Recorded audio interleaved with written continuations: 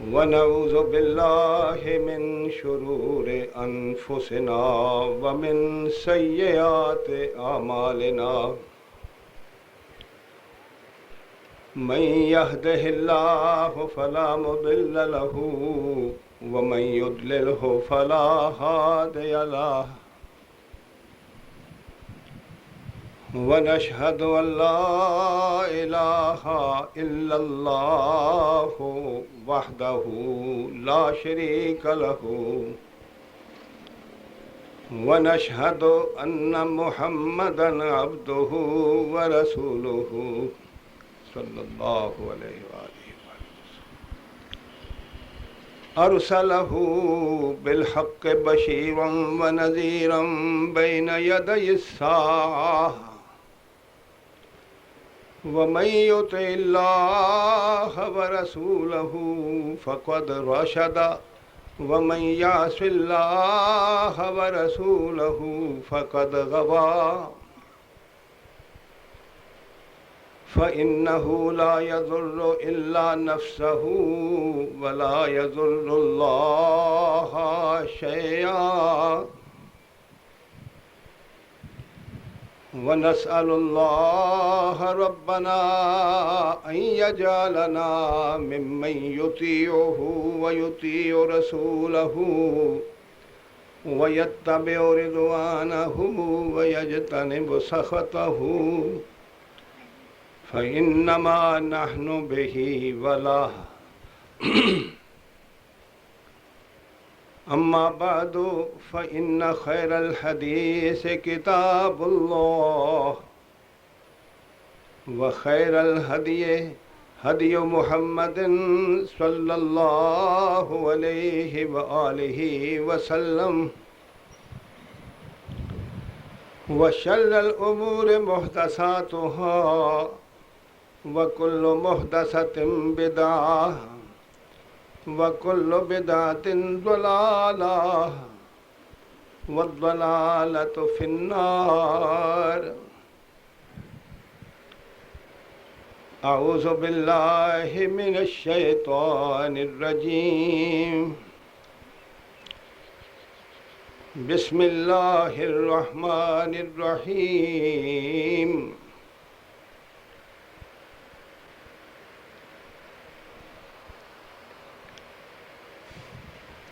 إنما يعمر مساجد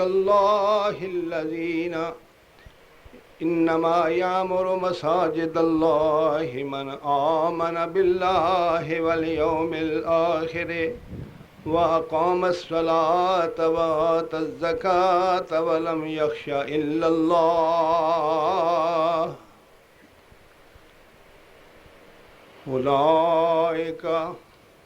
عسى أولئك أن يكونوا من المهتدين إنما يعمر مساجد الله من آمن بالله واليوم الآخر وأقام الصلاة وآتى الزكاة ولم يخش إلا الله فعسى أولئك أن يكونوا من المهتدين صدق الله مولانا العظيم سب تعریف اور ہر طرح کی حمد و ثنا اللہ کے لیے ہے. ہم اس کی حمد بیان کرتے ہیں اور اس سے مدد طلب کرتے ہیں اور اسی سے اپنے گناہوں کی معافی بھی مانگتے ہیں اور پناہ مانگتے ہیں ہم اللہ کی اپنے نفسوں کی شرارتوں سے اور اپنے عملوں کی شامتوں سے.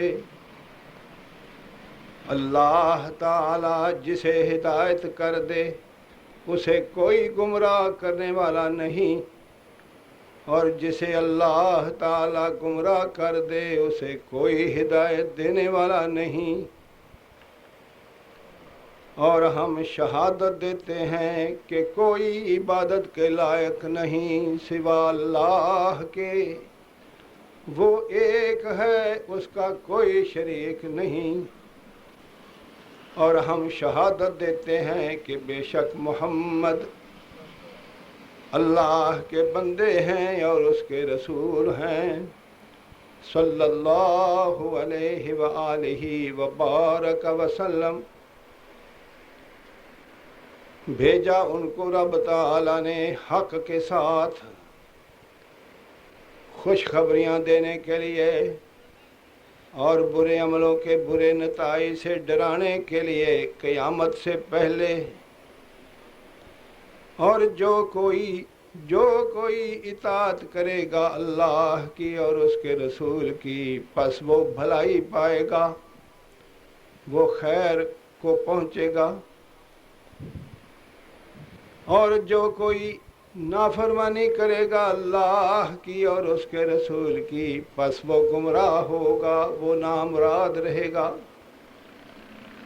پس بے شک وہ نہیں نقصان پہنچائے گا اپنی جان کے سوا کسی کو، اور وہ نہیں نقصان کر سکتا رب تعالیٰ کا ذرا بھی۔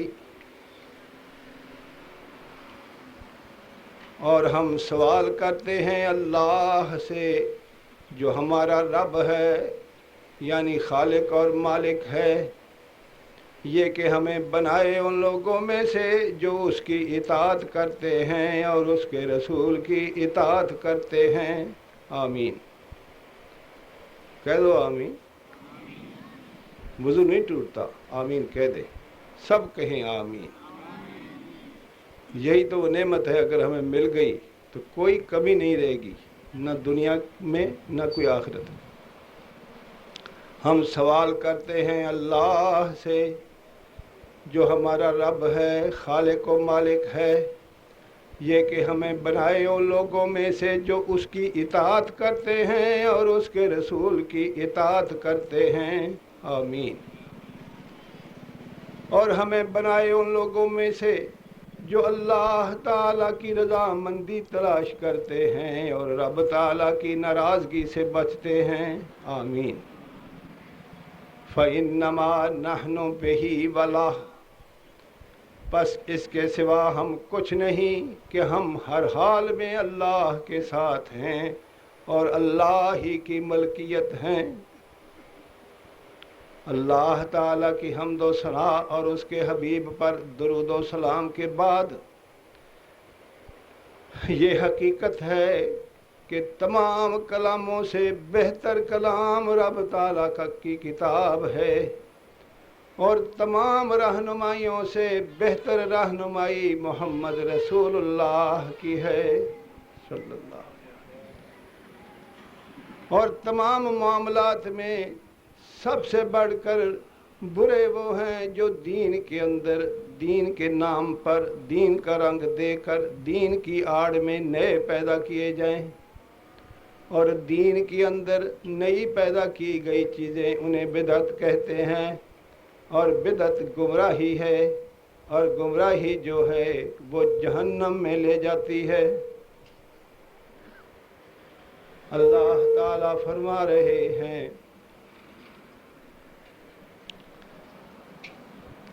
انما یامر مساجد اللہ من آمن باللہ والیوم الآخر، مسجدوں کی آبادی کا سبب ذریعہ صرف وہی لوگ بنتے ہیں جو اللہ تعالیٰ کے ساتھ ایمان رکھتے ہیں اور آخرت کے ساتھ ایمان رکھتے ہیں، اور نماز قائم کرتے ہیں اور زکوٰۃ ادا کرتے ہیں، اور کسی سے نہیں ڈرتے سوا اللہ کے۔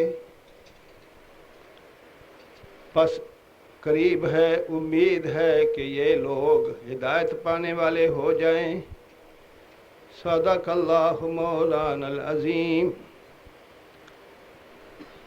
میرے بزرگوں، میرے بھائیوں، عزیز نوجوانوں، علماء کرام، السلام علیکم ورحمۃ اللہ وبرکاتہ۔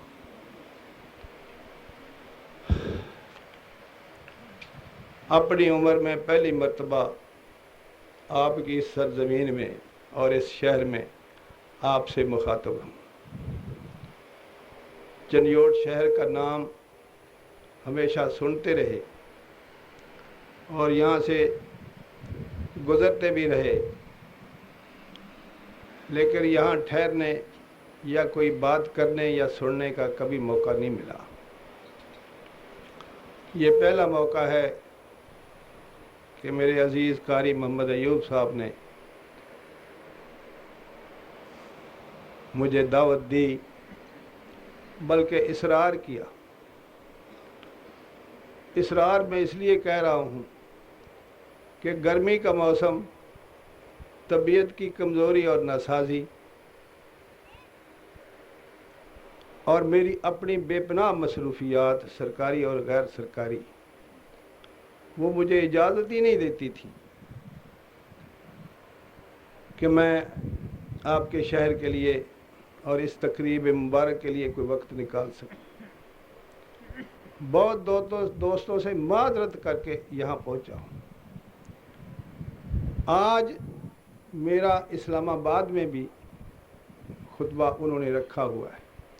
میں نے ان سے شرط یہ کی تھی کہ اگر اسمبلی کا اجلاس ہوا اور میں اسلام آباد میں ہوا تو 29 کا جمعہ آپ کو پڑھاؤں گا، لیکن اسمبلی کا اجلاس نہیں تھا، لیکن انہوں نے پھر بھی اشتہار شائع کر دیے اور وہ کئی دن سے اصرار کر رہے تھے کہ آپ اسلام آباد آئیں۔ میں نے عرض کیا کہ میں 400 میل کا سفر کر کے اسلام آباد پہنچوں اور پھر صرف جمعہ پڑھا کر واپس آؤں، یہ میرے لیے بڑی مشقت کی بات ہے۔ اور میں نے معذرت بھی کی تھی کہ اسمبلی کے اجلاس کی صورت میں اسلام آباد میں ہوں گا اور آپ کو جمعہ دوں گا۔ بڑی مشکل سے میں نے ان سے معافی لی۔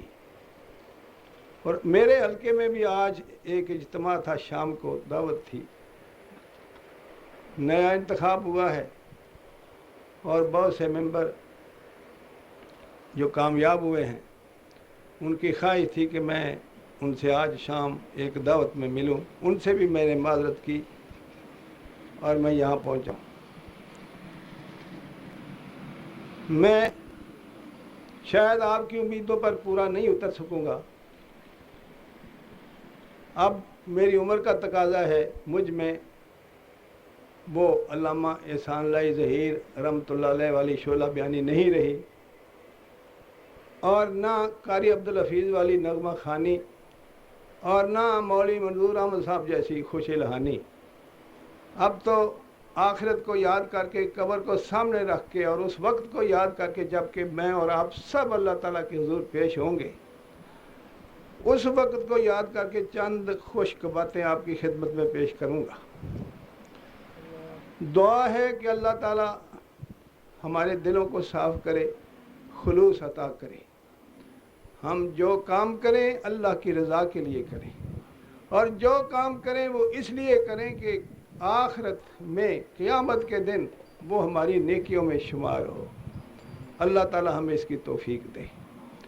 میں آپ کو یقین دلاتا ہوں اللہ تعالیٰ کی وحدانیت، اس کی کبریائی، اس کی عظمت، اس کی رحمانیت اور رحیمیت کو سامنے رکھ کر اس پر یقین کر کے اور اس کے عذاب و عقاب کو، ثواب کو سامنے رکھ کر قیامت کے دن کو یاد رکھ کے جو کام کیا جائے وہ نیکی بنتی ہے،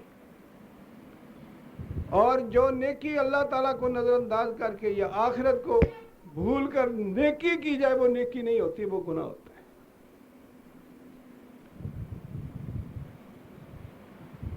اور ہم اس وقت میری قوم، میں اور آپ سب جس عذاب میں مبتلا ہیں، جس بدامنی کا شکار ہیں، جس قول و فعل کے تضاد کی زد میں ہیں، وہ صرف اس وجہ سے ہے کہ ہم اپنے رب کو بھولے ہوئے ہیں اور آخرت کے وقت کو بھولے ہوئے ہیں۔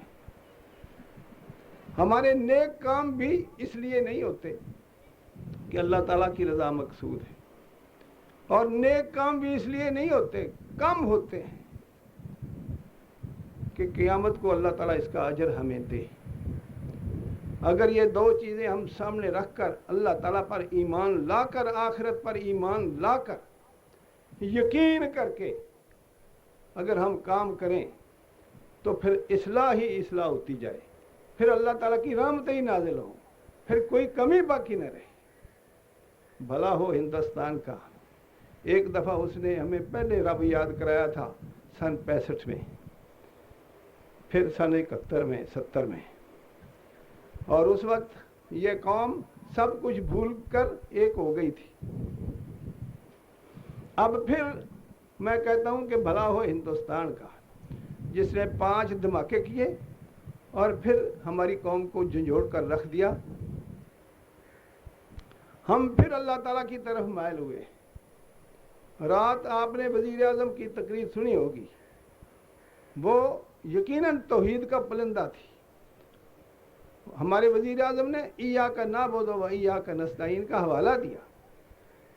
عبادت اللہ تعالیٰ کی اطاعت کا نام ہے، یہ بھی عبادت ہے۔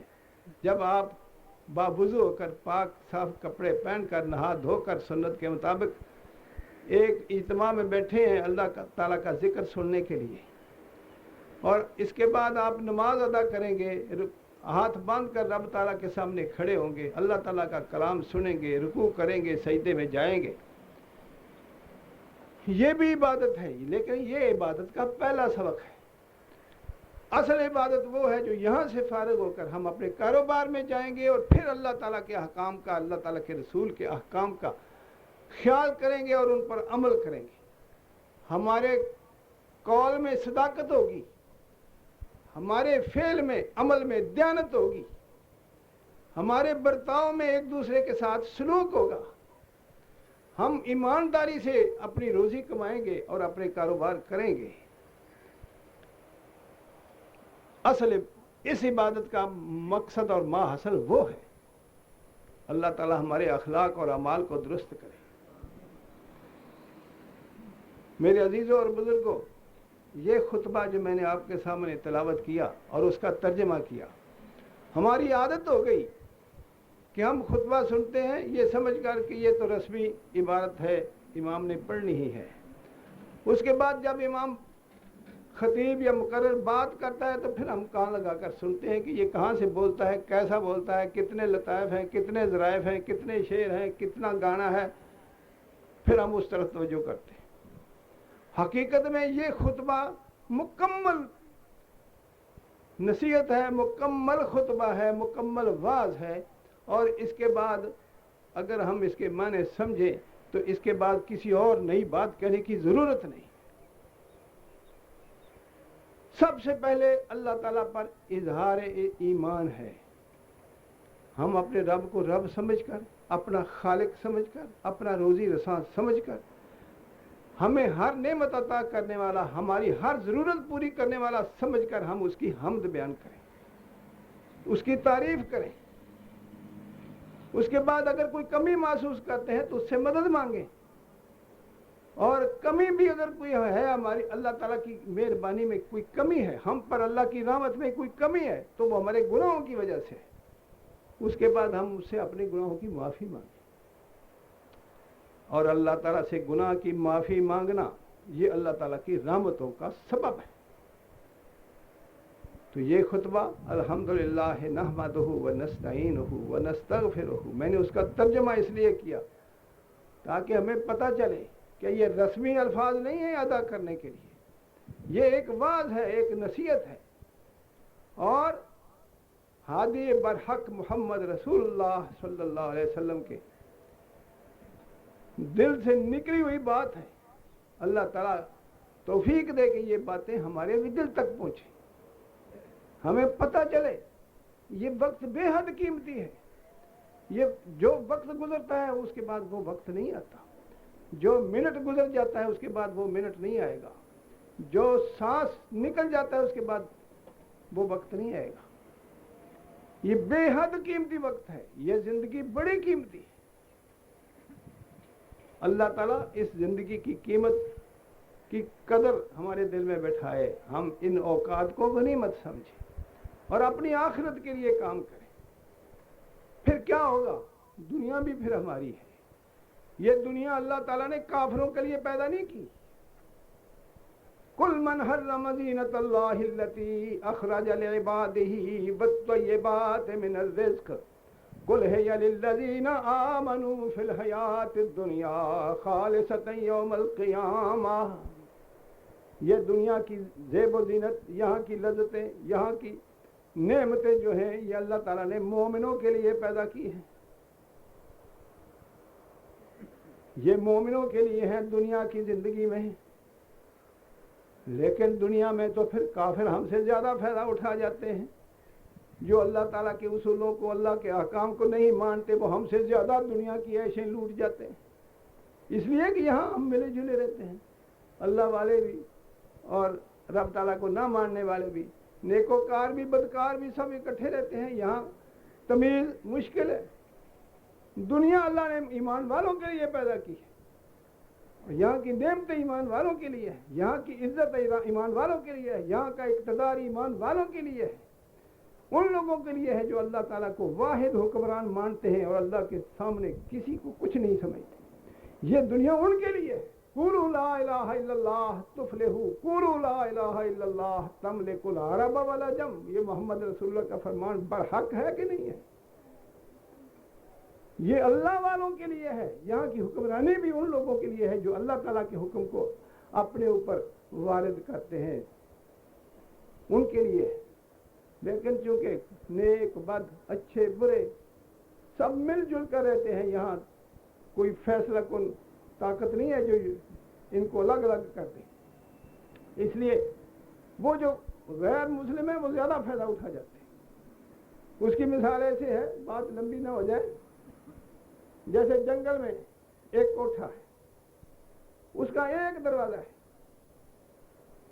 اس ایک دروازے سے اس کوٹھے کے اندر ہوا جائے گی، اس کوٹھے کے اندر روشنی جائے گی ایک دروازے سے، اور ایک کوٹھا ہے، اس کی چاروں طرف کھڑکیاں ہیں، روشن دان ہیں، کئی دروازے ہیں، ظاہر ہے کہ اس کے اندر ہوا بھی زیادہ جائے گی، روشنی بھی زیادہ جائے گی۔ تو ایمان والوں کی تو مثال یہ ہے، ہم نے صرف ایک دروازے سے حاصل کرنی ہے ہر چیز، اور وہ ہے حلال دروازہ۔ اور کافر نے، جو اللہ کو نہیں مانتا، اللہ کے احکام کی پرواہ نہیں کرتا، اس کو جہاں سے بھی ملے اس نے لوٹ کے اپنی جیب میں ڈالنا، اس کے لیے دروازے کھڑکیاں کئی کھلی ہیں، اس لیے وہ زیادہ فائدہ اٹھا جاتے ہیں ہم سے زیادہ۔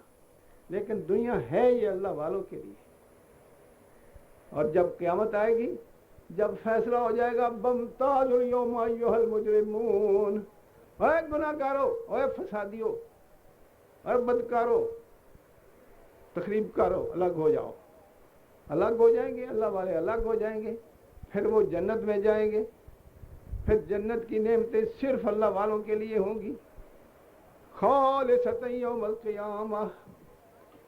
اور یہاں تک کہ جنتی جنت میں ہوں گے، جہنمی جہنم میں ہوں گے، ایک وقت آئے گا کہ اللہ تعالیٰ ان کا مکالمہ کرا دے گا، ایک دوسرے کو وہ سامنے پائیں گے، تو وہ دوزخی کہیں گے جنت والوں کو، انا فیضوا علینا من الماء مما رزقکم اللہ، وہ پانی جو تمہیں پینے کو ملتا ہے یا اور جو رزق اللہ نے تمہیں دیا ہے، ہم پر بھی کچھ پھینکو، تھوڑا سا ادھر بھی۔ وہ کہیں گے ان اللہ حرمہم علی الکافرین، اللہ تعالیٰ نے یہ رزق، یہ پانی، جنت کی نعمتیں کافروں پر حرام کر دی۔ تو یہ دنیا تو اللہ تعالیٰ کے نزدیک ایک مکھی اور مچھر کے پر کے برابر حیثیت نہیں رکھتی، اس لیے کافر بھی فائدہ اٹھا رہے ہیں، مومن بھی فائدہ اٹھا رہے ہیں۔ مومن صرف ایک دروازے سے فائدہ اٹھاتے ہیں، وہ ہے حلال ذریعہ، جائز ذریعہ، اور کافروں کے لیے سب دروازے کھڑکیاں چاروں طرف کھلی ہیں، وہ حلال بھی کھاتے ہیں، حرام بھی کھاتے ہیں، جہاں سے مل جائے، جیسے مل جائے کھاتے ہیں، فائدے اٹھاتے ہیں، وہ زیادہ فائدہ اٹھا جاتے ہیں۔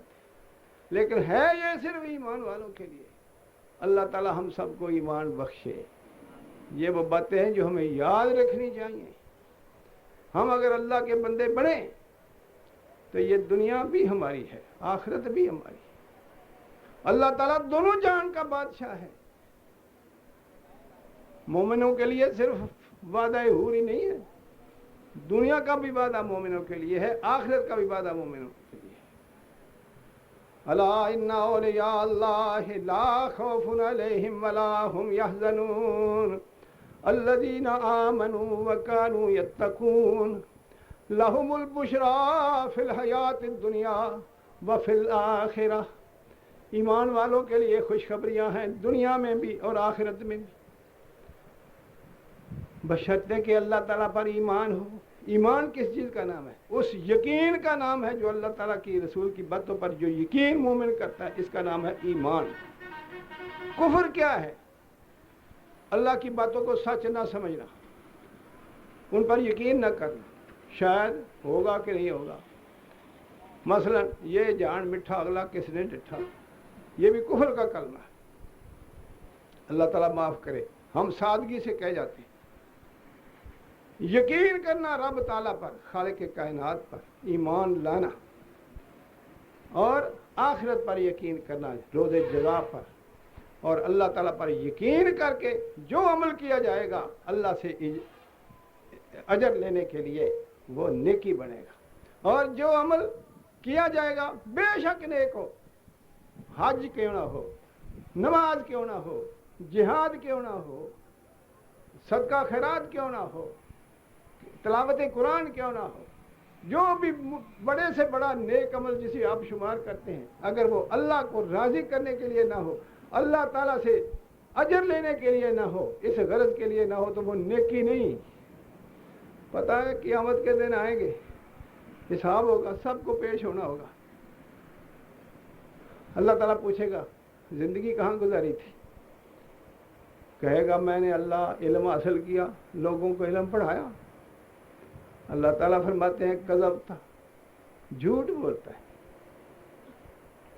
تو نے علم اس لیے حاصل کیا تھا تاکہ لوگ کہیں کہ ان عالم، بڑا عالم ہے، فقط کیلا، تیری مرضی، تیری نیت دنیا میں پوری ہو گئی، فصحب الی جہنم، دوسروں کو تو دھکیل کر جہنم میں پھینکا جائے گا، اس کو گھسیٹ کر جہنم میں لے جائے گا۔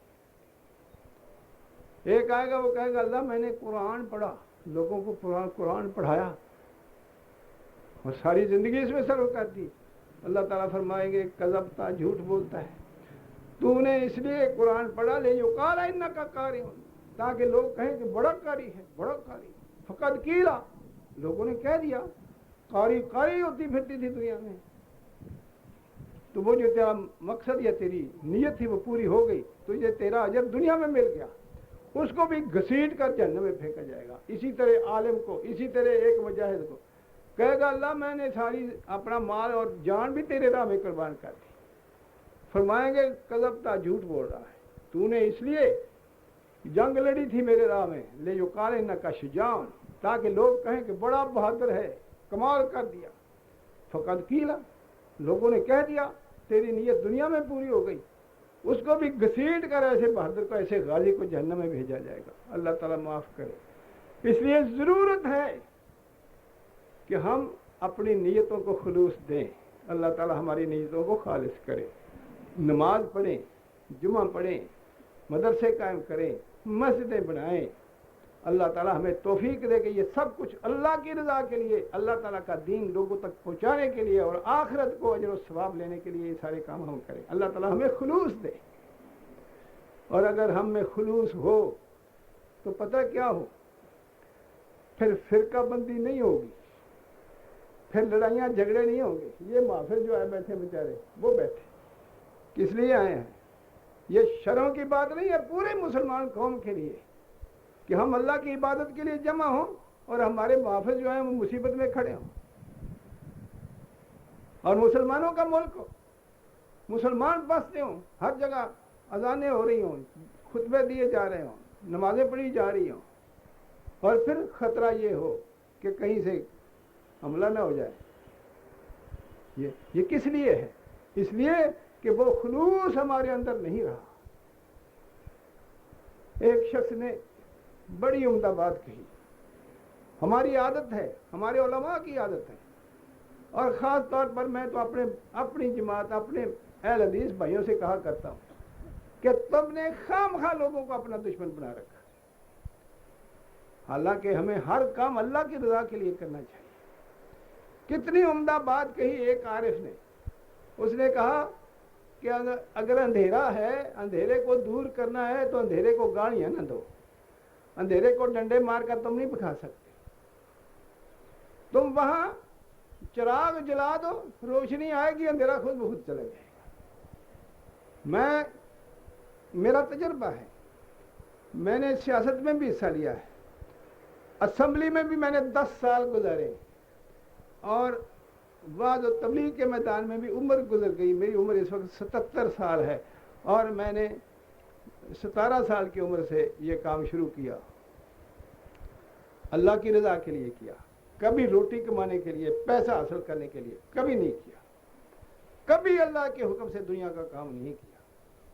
تو اللہ تعالیٰ کی بات لوگوں تک پہنچاتے ہیں، اور کبھی کوئی ناراض نہیں کرتا، ناراضگی نہیں کرتا، اس لیے کہ جو صحیح بات ہو صحیح انداز میں پیش کی جائے، دوسرے کو دکھانے کے لیے نہیں، بلکہ دوسرے کی خیر خواہی کو پیش نظر رکھ کے اس کی بھلائی کے لیے اگر بات کی جائے تو کوئی لڑائی نہیں پڑتی۔ اختلاف تو ہر جگہ ہوتا ہے، ایک باپ کے 12 بیٹے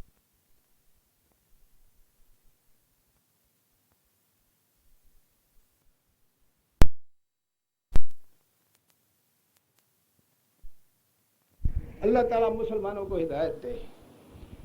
جہاں میں سمجھتا ہوں کہ توحید کے بغیر نجات نہیں، اور شرک تمام گناہوں سے بڑا گناہ ہے، تو شرک کے بعد سب سے بڑا گناہ یہ تفریق ہے جو مسلمانوں نے اپنے اندر پیدا کی۔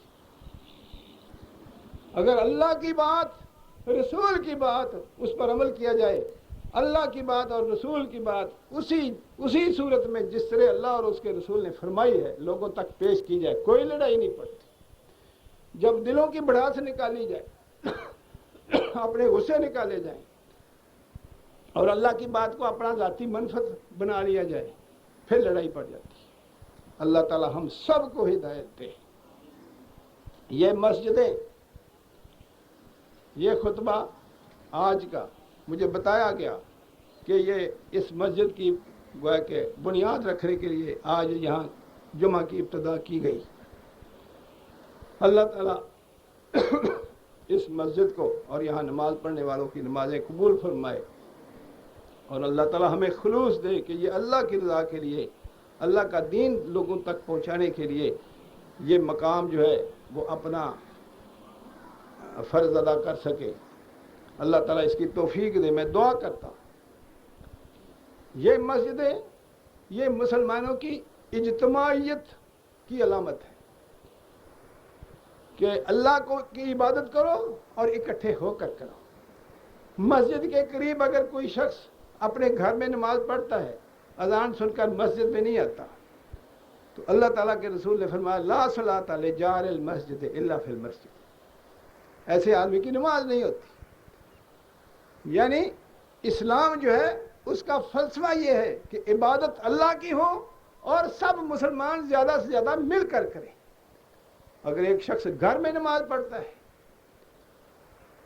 تو اس کی نماز اور مسجد میں جماعت کی نماز میں 25 درجوں کا فرق ہے۔ تو یہ اجتماعیت کی برکت ہے۔ مدینہ منورہ میں ہم جائیں تو 1,00,000 نماز کا 10,000 نماز کا ثواب ملتا ہے، اور اگر مکے میں جائیں تو وہ سب سے بڑی مسجد ہے، وہاں 1,00,000 نماز کا ثواب ملتا ہے۔ تو گویا کہ یہ اجتماع ہی کی برکت ہے، اور مسلمانوں نے اس اجتماعیت کو یوں اپنی خواہشوں اور اپنی پاؤں کے اندر یوں روند ڈالا جیسے یہ سب سے بری چیز شاید یہی تھی۔ اللہ تعالی ہمیں ہدایت دے۔ ہمارے علماء، اہل حدیث علماء، اگر محض اللہ کی رضا کے لیے اللہ تعالیٰ کی بات، اللہ کے رسول کی بات اسی انداز میں جیسے اللہ تعالیٰ اور اس کے رسول نے ہمیں دی ہے اسی انداز میں پہنچائیں، بغیر کسی فرقے کا نام لیے، بغیر کسی پر تان و تشنید کی زبان کھولنے کے، اگر یہ بات پہنچائی جائے تو یہ اثر رکھتی ہے۔ میں نے اسمبلی میں کھڑے ہو کر تقریریں کی ہیں اور کتاب و سنت کی بات کی ہے، پڑھے لکھے لوگوں نے سب نے اس کو پسند کیا۔ اللہ کا فضل ہے، اب بھی پارلیمانی پارٹی ہے مسلم لیگ کی، جب بھی پارلیمانی پارٹی کا اجلاس ہو تو تلاوت کے لیے وزیر اعظم مجھے پکارتے ہیں اور اگر میں غیر حاضر ہوتا ہوں تو میری غیر حاضری کا فوراً ان کو پتہ چل جاتا ہے. سب سے پہلے مجھے آواز پڑتی ہے کہ معین الدین ہے تو تلاوت کرے, تلاوت کے بعد ترجمہ بھی کرے, ترجمے کے بعد درس بھی تھوڑا سا دے. وہ میں اللہ کا شکر ہے میں اپنا فرض سمجھ کر, اپنی سعادت سمجھ کر کرتا ہوں. اور پھر موقع اور محل کے مطابق قرآن کی آیات پڑھ کر اس کا ترجمہ کرتا ہوں, اور وزیر اعظم کو اور سب کو مخاطب کرتا ہوں. وہ لوگ تسلیم کرتے ہیں کہ آپ موقع اور ضرورت کے مطابق بات کرتے ہیں. اللہ تعالیٰ کا فضل ہے. رات آپ نے وزیر اعظم کی تقریر سنی تو اس میں کوئی شائبہ تک نہیں تھا غیر اللہ کا. ایاک نعبد و ایاک نستعین آیت پڑھ کر وزیر اعظم نے اس کا ترجمہ کیا. تو اگر ان لوگوں کے قریب ہوا جائے اور ان کو اعتماد میں لیا جائے اور اللہ کی بات, رسول کی بات اسی صورت میں جس طرح اللہ اور اس کے رسول نے فرمائی ہے, اپنی طرف سے کوئی چیز شامل کیے بغیر پیش کی جائے تو ہر شخص قبول کرتا ہے. بڑے بڑے قانون زیر باس آئے, اللہ کے فضل سے جب ہم نے کتاب و سنت کی بات کی تو سب کو تسلیم کرنا پڑی. اللہ تعالی ہمیں ان باتوں کی سمجھ دے. یہ مسجدیں یہ اسی لیے ہیں کہ سارے اللہ کو ماننے والے, رسول کو ماننے والے ایک ساتھ ہو کر اللہ تعالیٰ کے سامنے جھکے. سبحان اللہ. اور یہ بڑی بابرکت جگہ ہے, وہ جگہ جس جگہ اللہ تعالیٰ کو سجدہ کیا جائے. مومن اپنی قیمتی متاع جو ہے پیشانی, یہ مومن کے جسم کا معزز حصہ ہے, وہ زمین پر رب تعالیٰ کے سامنے رکھے. اس سے بڑی سعادت مومن کے لیے اور کوئی نہیں. اللہ تعالیٰ کے رسول نے فرمایا ان اقرب ما یکون العبد من ربہ اذا کان ساجدا. بندہ جب سجدے میں ہوتا ہے تو سب سے زیادہ قریب اس وقت اپنے رب کے ہوتا ہے. یہودی آئے نبی پاک صلی اللہ علیہ وسلم کے زمانے میں. وہ ایک پڑھی لکھی قوم تھی اور بڑی چالاک ہوشیار قوم تھی. اس طرح کی چالاکی ہوشیاری اللہ تعالیٰ ہمیں نہ دے. وہ ان کی چالاکی اور ہوشیاری بے ایمانی کی حد تک تھی. انہوں نے کہا کہ اگر یہ نبی ہے تو ہمارے 3 سوالوں کا جواب دے سکے گا, اور اگر نبی نہیں ہے تو نبی کے بغیر ہمارے سوالوں کا کوئی جواب نہیں دے سکتا. آزمائشی طور پر آئے, حضور صلی اللہ علیہ وسلم کی خدمت میں 3 سوال پیش کیے کہ اگر آپ نبی ہیں تو ہماری بات کا جواب دے سکیں گے, اور نبی نہیں ہے تو آپ سے جواب نہیں بن پڑے گا. وہ کیا 3 سوال ہیں؟ پہلا سوال یہ ہے کہ جنتی جنت میں جائیں گے, سب سے پہلا کھانا ان کا کون سا ہوگا؟ ایک سوال. دوسرا سوال کہ بچہ پیدا ہوتا ہے, کبھی اس کی شکل و صورت ماں کی طرف جاتی ہے, کبھی اس کی شکل و صورت باپ کی طرف جاتی ہے, اس کی وجہ کیا ہے؟ تیسرا سوال کہ ایو بقاء الارض خیر, کہ زمین ہے ساری رب تعالیٰ کی پیدا کی ہوئی, لیکن اس میں کون سے ٹکڑے زمین کے ہیں جو بہت مبارک ہیں؟ 3 سوال انہوں نے کیے. اللہ تعالیٰ کے رسول خاموش ہو گئے. آپ نے فرمایا اسکت حتی اسال جبریل, میں اس کا جواب نہیں دوں گا جب تک میں جبریل سے پوچھ نہ لوں. جبریل آیا, 3 سوال اس کے سامنے پیش کیے. جبریل نے کہا مل مسئول بعلم من السائل, جتنا سوال کرنے والا جو کچھ جانتا ہے میں اس سے زیادہ نہیں جانتا. حتی اسال اللہ, یہاں تک کہ میں اللہ سے نہ پوچھ لوں میں اس کا جواب نہیں دے سکتا. جبریل گئے رب تعالیٰ کے پاس. یہ ساری بات حدیثوں میں, صحیح حدیثوں میں موجود ہے. واپس آئے, آ کر نبی اکرم صلی اللہ علیہ وسلم نے عرض کیا حضور میں اللہ تعالیٰ کے پاس سے جواب لے کر آ گیا ہوں, اور آج دنوت من اللہ ہے دنون ما دنوت منہ قط. آج مجھے اللہ تعالیٰ نے اتنا قرب عطا کیا, اس سے پہلے مجھے کبھی اتنا قرب نہیں ملا. تو اللہ تعالیٰ کے رسول نے اپنے سوالوں کا جواب لینے سے پہلے یہ پوچھ لیا کہ اچھا کتنا قرب تمہیں ملا, وہ تو بتاؤ پہلے. شوق تو قرب کا ہی ہے نا اللہ کے بندوں کے دل میں. فرمایا کہ اچھا بتاؤ کتنا قرب ملا. جبریل کہنے لگے بینی و بینہ 70 الف حجاب من نور, میرے اور رب تعالیٰ کے درمیان صرف 70,000 نور کے پردے رہ گئے تھے, باقی سب پردے اٹھ گئے تھے. کیا قرب ملا ہے, 70,000 पर्दे फिर भी नूर के रह गए। ये तो आसमान की बातें हैं, इनकी हम ना तावील कर सकते हैं, ना तफसीर कर सकते हैं, ना कुछ, जैसे है उस पर ईमान लाते हैं। अच्छा, मेरे सवालों का जवाब दो। सवालों का जवाब दिया। पहला सवाल, जन्नतियों का खाना जो है वो मछली का कलेजा होगा। दूसरा सवाल कि अगर माँ का पानी पहले रेह में पहुँच जाए तो फिर औलाद की शक्ल सूरत माँ पे जाती है, ननिहाल पे जाती है। अगर बाप का पानी पहले रेह में पहुँच जाए तो फिर शक्ल सूरत ददियाल पर जाती है। दूसरे सवाल का जवाब आ गया।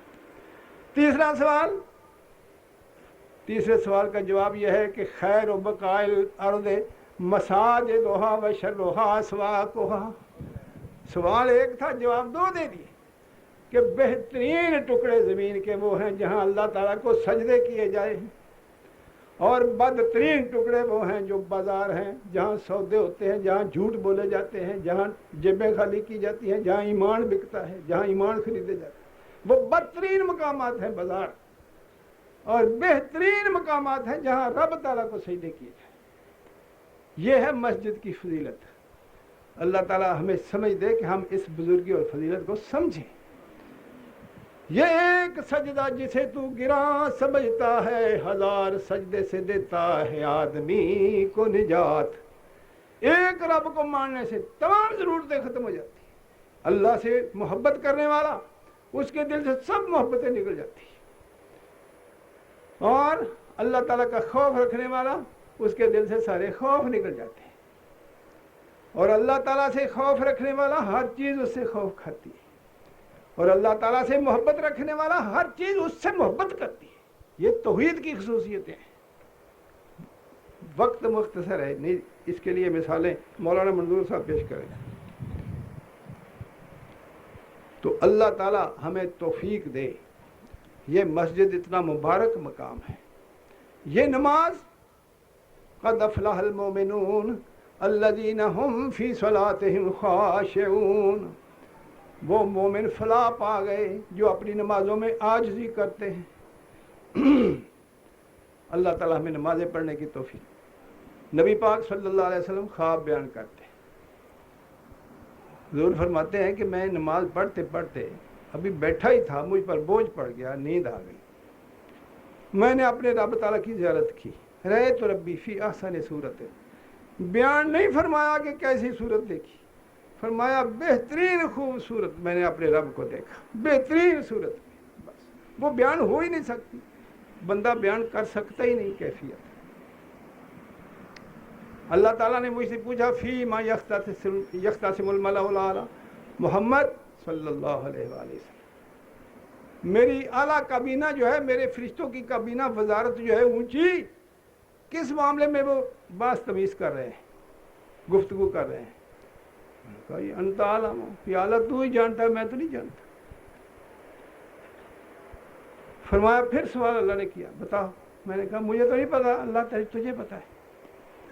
फिर सवाल किया, बताओ। मैंने कहा अल्लाह मुझे तो नहीं पता। फिर अल्लाह ताला ने अपना हाथ, जिससे भी अल्लाह का हाथ है तो सही ना, मेरे पट्टे पर रख दिया। बजत तो बरतहा बैन सदिया, उसकी ठंडक मेरे सीने में आई।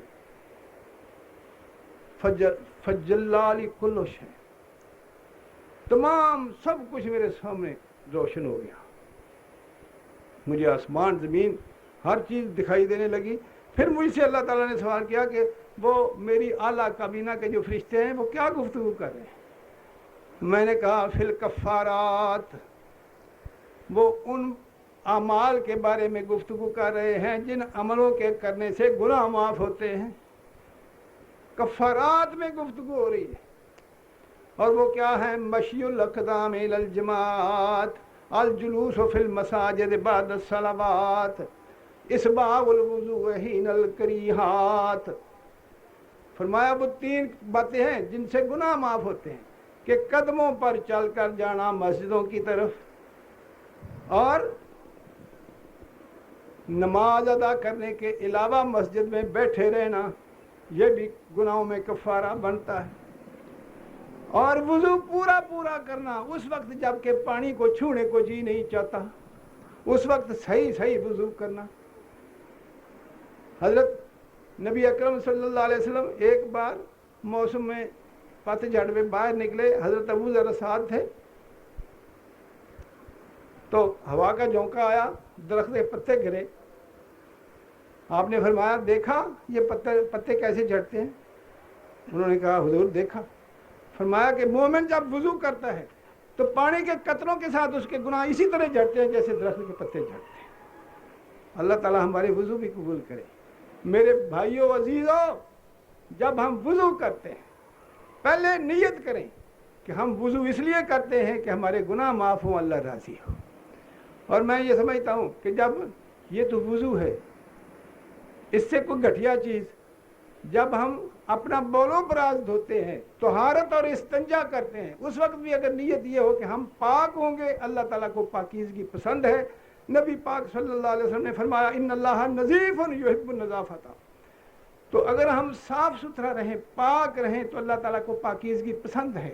ان اللہ یحب التوابین ویحب المتطہرین، جو لوگ کوشش کے ساتھ طہارت حاصل کرتے ہیں اللہ تعالیٰ ان سے پیار کرتا ہے، اور اللہ تعالیٰ جس سے پیار کرے کس چیز کی کمی اس کو رہ سکتی۔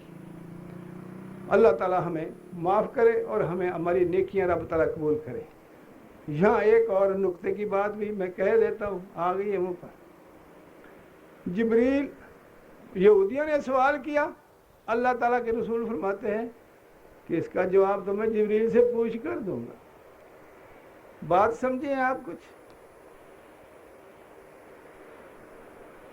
معلوم ہوتا ہے کہ اللہ تعالیٰ کا رسول جو اللہ تعالیٰ بتا دے وہی کہا کرتے تھے، اپنے پاس سے کچھ نہیں کہا کرتے تھے۔ ما ینطق عن الہوی ان ھو الا وحی یوحی۔ اور وہ لوگ جو یہ کہتے ہیں کہ وہ تو عالم الغیب تھے اور ہر چیز آسمان زمین کا تمام علم محمد رسول اللہ کے پاس تھا، یہ بات اس کی نفی کرتی ہے۔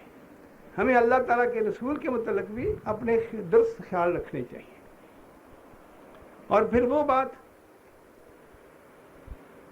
کہ تینوں سوالوں کے جواب جبریل سے پوچھ کر دیے۔ اگر غیب جانتے تو جبریل سے پوچھنے کی کیا ضرورت ہے؟ غیب جاننا اللہ تعالیٰ کا خاصہ ہے، غیب نہ جاننا یہ مومن کی شان ہے، محمد رسول اللہ کی شان ہے، ابراہیم کی شان ہے۔ جب ہم کہتے ہیں کہ اللہ کے رسول غیب نہیں جانتے تھے، ہمارے بعض دوست کہتے ہیں کہ یہ توہین کرتے ہیں رسول کی۔ اللہ کے بندوں، غیب جاننا مومن کے لیے مومن کی توہین ہے۔ غیب جاننا اللہ کے لیے اللہ تعالیٰ کی یہ توقیر ہے۔ بعض چیزیں ایسی ہیں جو ہماری طرف نسبت کی جائیں تو وہ ہمارے لیے عزت ہے، اور وہی چیز اللہ کے ساتھ ملا دی جائے تو اللہ تعالیٰ کی توہین ہے۔ دیکھیے، اور اللہ تعالیٰ کے لیے جو چیز باعث عزت ہے وہ ہمارے لیے باعث توہین ہے۔ اللہ تعالیٰ خالق ہے، ہم مخلوق ہیں، وہ بہت عظیم ذات ہے، ہم بہت چھوٹی ذات ہیں، اور اللہ تعالیٰ کی صفات اس کو لائق ہے، ہمارے لائق ہے۔ اب دیکھیے، اگر کوئی آدمی ہے اس کی اولاد نہ ہو، نہ ماں باپ، نہ بہن بھائی، نہ خاندان، نہ کوئی، اکیلا ہو، ہم کہتے ہیں یہ اترا نکھترا ہے۔ اور اللہ تعالیٰ تو خود کہتے ہیں لم یلد ولم یولد ولم یکن لہ کفوا احد۔ باپ نہ ہونا، ماں نہ ہونا، بہن بھائی نہ ہونا، خاندان کا نہ ہونا، اولاد کا نہ ہونا، اللہ تعالیٰ کی یہ شان ہے، ہمارے لیے یہ توہین ہے۔ ایک انسان اس کی اولاد نہ ہو، کہتے ہیں یہ اترا نکھترا۔ اسی طرح علم غیب اگر بندے کے ساتھ منسوب کیا جائے تو یہ بندے کی رفعت کا سبب نہیں ہے، بندے کی توہین کا سبب ہے۔ آپ بتائیے، ابراہیم علیہ السلام غیب جانتے تھے؟ وہ بھی تو نبی تھے، محمد رسول اللہ کے دادا پردادا شکر دادا تھے، بہت عظیم نبی تھے۔ 4 بڑے نبی جو گزرے ان میں سے ایک ابراہیم خلیل اللہ تھے۔ اگر وہ غیب جانتے، وہ بیٹے کی گردن پر چھری رکھتے؟ بیٹے کو پتا تھا کہ میں ذبح نہیں ہوں گا، باپ کو پتا تھا کہ میرا بیٹا ذبح نہیں ہوگا، یہ ڈرامہ ہی رچایا تھا انہوں نے۔ اللہ تعالیٰ نے حکم دیا، انہوں نے بیٹے کی گردن پر چھری رکھ دی اور وہ چھری چلا دی، اور ان کو پتا تھا کہ چلے گی۔ اللہ تعالیٰ نے بچا لیا، چھری نہیں چلی، مینڈا اس کی جگہ پر دے دیا، اور ابراہیم کی شان بلند ہو گئی اس لیے کہ اس نے نیک نیتی کے ساتھ اللہ کے حکم پر عمل کیا تھا۔ اگر وہ غیب جانتا تھا اور جانتا تھا کہ چھری نہیں چلے گی تو پھر کہا جائے گا یہ تو ڈرامہ ہی ہے۔ پھر ابراہیم خلیل اللہ نہیں کہلا سکتا، اسماعیل ذبیح اللہ نہیں کہلا سکتا، محمد رسول اللہ نہیں کہلا سکتے۔ محمد رسول اللہ ہے، اللہ کا رسول۔ وحی آتی ہے، فرشتہ آتا ہے۔ قرآن 23 سال میں اترا، جب تک نہیں اترا اللہ تعالیٰ کے رسول قرآن نہیں جانتے تھے۔ آہستہ آہستہ اترا، کبھی سورۃ ملک اتری، کبھی فاتحہ اتری، کبھی سورۃ اخلاص اتری۔ جب تک قرآن نہیں اترا، جو اترا وہ جانتے تھے، جو قرآن نازل نہیں ہوا وہ حضور نہیں جانتے تھے۔ اور اگر یہ مان لیں کہ حضور تو پہلے ہی قرآن جانتے تھے، وہ تو سب کچھ ہی جانتے تھے، تو پھر جبرائیل کیا تماشا کرنے کے لیے آیا کرتا تھا؟ محمد کا، انسان کا سب سے اونچا درجہ یہ ہے کہ وہ رسول۔ ہمارے لیے ہمارا ایمان یہ ہے کہ ہم محمد کو رسول مانیں۔ اگر رسول مانتے ہیں تو ماننا پڑے گا کہ ان پر پیغام آتے تھے، جبریل آتا تھا، جبریل ان کو اللہ تعالیٰ کا پیغام دیتا تھا۔ نبی وہ ہوتا ہے جو اللہ تعالیٰ کی طرف سے خبریں پا کر لوگوں کو خبریں سنائے، جو اللہ تعالیٰ جس کو پیغام پر بنا کر بھیجے، وہ رسول ہوتا ہے۔ اگر ہم ان کو نبی نہیں مانتے تو ہم ایمان نہیں، مومن نہیں۔ اگر ہم اللہ کے رسول کو رسول نہیں مانتے، محمد رسول اللہ نہیں کہتے، تو ہمارا ایمان نہیں ہے۔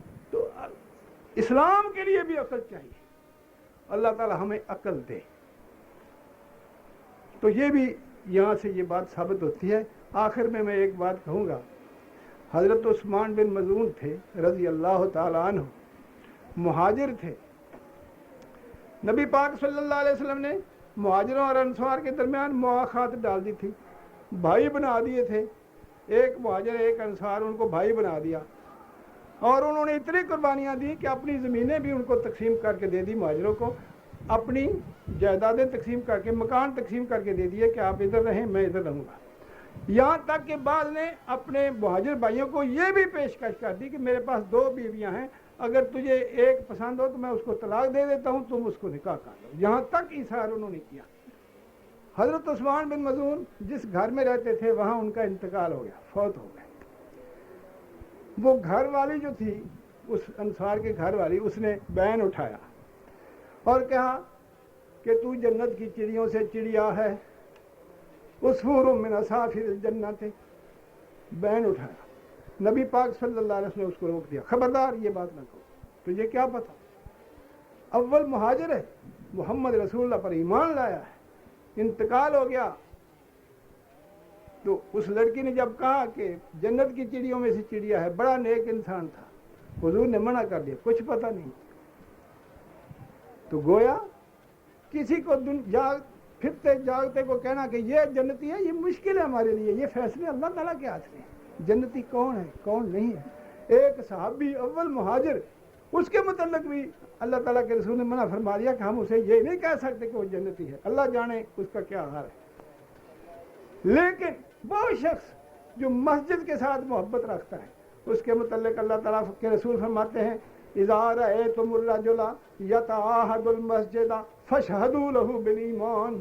جب تم ایک آدمی کو دیکھتے ہو کہ وہ مسجد کا خیال رکھتا ہے، مسجد کی نگرانی کرتا ہے، مسجد کی خدمت کرتا ہے، تم اس کے ایمان کی شہادت دے سکتے۔ یہ ہے مسجد کا درجہ۔ اللہ تعالیٰ ہمارے دلوں میں مسجد کی محبت پیدا کرے۔ 7 شخص ہیں، اللہ تعالیٰ کے رسول فرماتے ہیں قیامت کے دن ان کو سایہ ملے گا اللہ کے سائے میں، اللہ کے عرش کے سائے میں۔ کون 7 شخص ہیں؟ دعا کریں کہ اللہ تعالیٰ پاکستانیوں کو بھی ان میں شمار کرے، لیکن ہمیں نہیں دکھائی دیتا۔ بہت کم ہوں گے لوگ ایسے جن کو عرش کا سایہ ملے گا۔ دعا کریں اللہ تعالیٰ ہمیں آپ کو سب کو عرش کے سائے کے نیچے مقام عطا کرے۔ کون شخص ہیں؟ پہلا شخص، سبعۃ یظلھم اللہ فی ظلہ یوم لا ظل الا ظلہ۔ 7 آدمی ہیں جن کو اللہ تعالیٰ اپنے عرش کے سائے کے نیچے جگہ دے گا، جس دن کہ اللہ کے عرش کے سائے کے بغیر کوئی سایہ نہیں ہوگا، نہ کوئی پہاڑ، نہ کوئی دیوار، نہ کوئی درخت، نہ کوئی چھپر، کچھ نہیں ہوگا۔ تو اس دن 7 آدمیوں کو سایہ ملے گا۔ پہلا شخص امام عادل، وہ حکمران جو انصاف کرتا ہے۔ اللہ، ہوگا کوئی پاکستان میں ایسا جو انصاف کرے؟ اس پر بھی ایک بات کی جا سکتی ہے، لیکن میں یہی وقت زیادہ نہیں لینا چاہتا۔ حکمران ہو کر انصاف کرے۔ ایک سپاہی کو بھی انصاف کرنا پڑتا ہے، ایک تھانے دار کو بھی انصاف کرنا پڑتا ہے، ایک تحصیلدار کو بھی انصاف کرنا پڑتا ہے، ایک مجسٹریٹ کو بھی انصاف کرنا پڑتا ہے۔ بلکہ کلکم رائن و کلکم مسئول عن رعیتہ، نبی پاک صلی اللہ علیہ وسلم نے فرمایا انصاف تو ہر ایک کو کرنا پڑتا ہے، لیکن حاکم ہو کر جو انصاف کرے اس پر 3 بوجھ ہوتے ہیں: اپروچ ہوتی ہے، رشوت ہوتی ہے، دباؤ ہوتا ہے۔ آج کل جتنے حکمران ہیں ان پر دباؤ زیادہ ہے حکمرانوں کا، اور ہمارا آدمی تم نے جتانا ہے خواہ کچھ ہو جائے، بس ہم اپنا آدمی جیتا ہوا دیکھنا چاہتے ہیں۔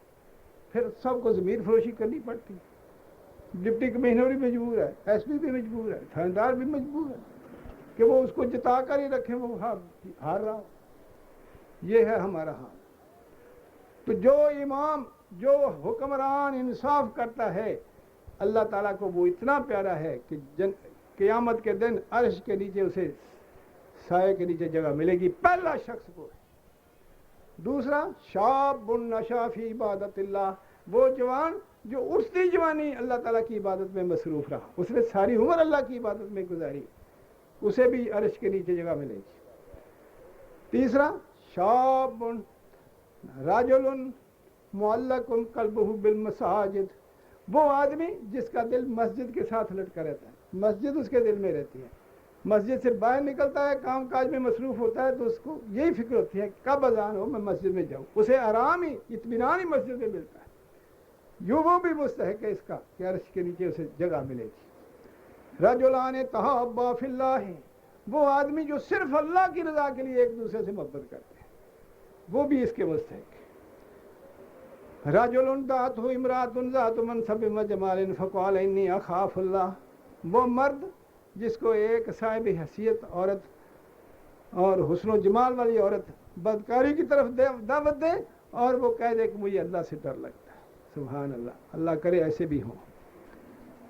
رجل تصدق بصدقۃ فاخفاها حتى لا تعلم شمالہ ما تنفق یمینہ، وہ آدمی جو صدقہ کرتا ہے، دائیں ہاتھ سے صدقہ کرتا ہے لیکن بائیں کو پتہ نہیں چلتا کہ کیا دیا، اتنا چھپا کر کرتا ہے، ریاکاری سے پاک، صرف اللہ کی رضا کے لیے، وہ بھی اس کا مستحق ہے۔ آخر میں فرمایا رجل ذکر اللہ خالیا ففاضت عیناہ، وہ آدمی جس نے تنہائی میں اپنے رب کو یاد کیا پھر اس کی آنکھوں سے آنسو نکلائے، اللہ کے خوف سے یا اللہ کی محبت سے، تنہائی میں کسی کو دکھا کر نہیں، اس کی آنکھوں سے آنسو آ گئے۔ تو جس کی آنکھ سے آنسو آ گیا اللہ کو یاد کر کے، اللہ کی محبت کی وجہ سے یا اللہ کے خوف کی وجہ سے، آنسو اگر وہ مکھی کے سر کے برابر بھی ہو، اللہ تعالیٰ نے اس پر دوزخ کی آگ حرام کر دی۔ اللہ تعالیٰ ہمیں ایسا مسلمان بننے کی توفیق دے۔ بھائی وقت ختم ہو گیا لیکن کلام ختم نہیں ہوا، میں یہیں آپ سے اجازت مانگتا ہوں۔ اللہ تعالیٰ ہمیں خلوص کے ساتھ نیکیاں کرنے کی توفیق دے، اللہ تعالیٰ ہمیں اپنے پورا اپنا تابع دار بنائے، اور اللہ تعالیٰ ہمارے نیک عملوں کو قبول فرمائے۔ سبحان ربک رب العزت عما یصفون وسلام علی المرسلین والحمد للہ رب العالمین۔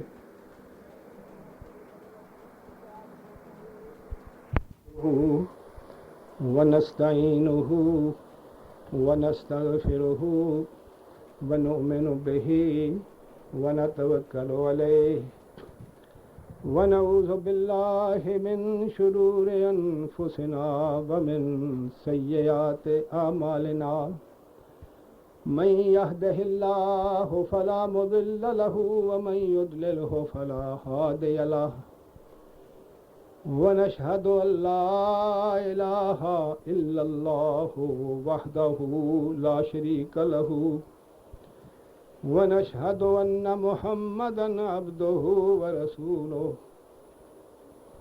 اللهم صل على محمد وعلى آل محمد كما صليت على إبراهيم وعلى آل إبراهيم إنك حميد مجيد اللهم بارك على محمد وعلى آل محمد كما باركت على إبراهيم وعلى آل إبراهيم إنك حميد مجيد ربنا آتنا في الدنيا حسنة وفي الآخرة حسنة وقنا عذاب النار اللهم انصر الإسلام والمسلمين اللهم أعز الإسلام والمسلمين وأذل الشرك والمشركين ودمر على أعداء الدين